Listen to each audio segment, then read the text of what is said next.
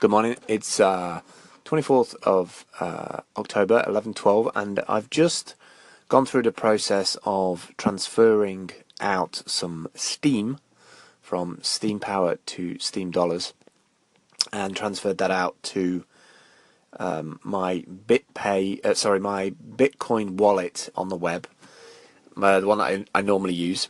And I decided to record a little audio because it kind of leaves you in a bit of state of trepidation. You kind of worry as to if you've got everything right, so you end up going back over things. So we're not at the banking level yet where you can kind of just do a payment in your online banking account and know that it's gone and sorted. You kind of forget about it, because I think you also know that you've got the backup of the bank or the contacts or the support that you could contact and say, hey, this payment's not gone through, etc., etc. Or when you've got a direct debit set up or things like that, they tend to just work.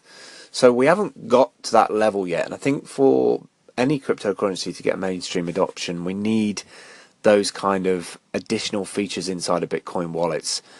I'm going to get a notification, obviously, from the app that I've put on my phone, and I'm also going to get an email to tell me that it's loaded on. But it's almost like you have this dead zone. So I've been in this dead zone now for about 10 minutes, and because it's a relatively new way of sending money, every time I still get hesitant about it. So one of the things that I do is I use a site called Block Trades, which allows me to send in Steam dollars or Steam Power, and translate that to Bitcoin, and then I just send that Bitcoin direct to the wallet. I don't send it to my Exodus wallet on my machine and then onto the card. I send it direct, so it cuts down the amount of Bitcoin network costs, because there's always a cost in transferring money with crypto, which is kind of called a gas fee normally, which is how much fee the miners expect to do the calculation for that transaction to put it on the ledger.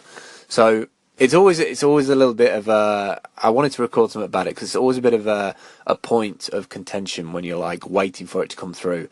And normally on this service that I use, you have a little icon that says new once money is on the way. It's not necessarily gone through all the checks yet, but yeah, I'm waiting for that to happen. I think that's one of the things that people get a bit freaked out about. Why would I get involved with something if I can't get access to my money easily?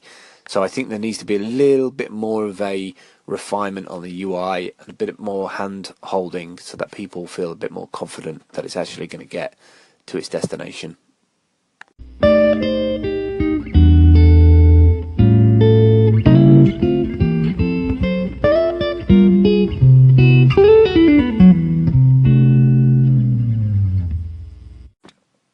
Okay, so I think I've sorted everything out that I needed to for converting audio to video to upload it to YouTube, and then I can copy and paste the YouTube URL into the blog post. So that is a massive weight off my mind, that I can just record audio, little interviews, little progress as we get in there, like things with the hotel, the venues, the food, the people, like takeaway ideas that I come across.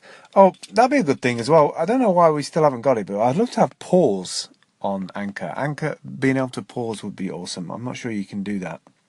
It says on the screen, slide your finger up from the button to lock into record mode, but it seems to be locked already anyway. So I've done that.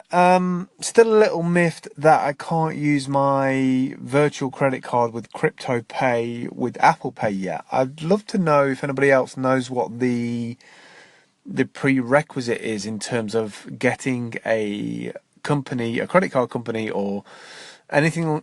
I'm not sure if it's classified as anything else, but getting them certified for Apple Pay. Is there a process they need to go to? Is it an application form? Is it certain paperwork? Is it certain criteria? Anybody know what that criteria is?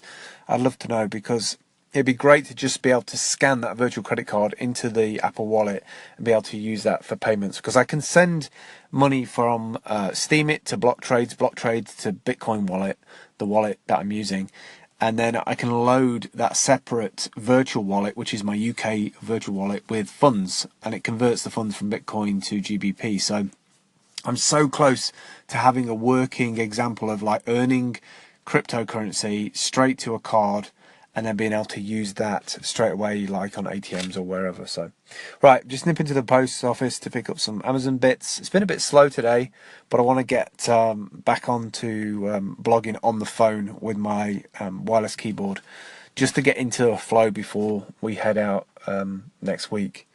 But I'm getting excited now. I'm getting excited to meet all the people. Getting excited to just be in transition with that kind of wanderlust. And knowing that all these things are sorted as well makes it a lot easier.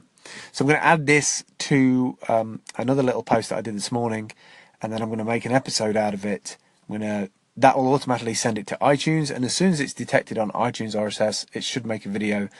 And that means when I get back from the post office, I should have an unlisted video in YouTube, which I can then post with my blog post later on. Very, very exciting.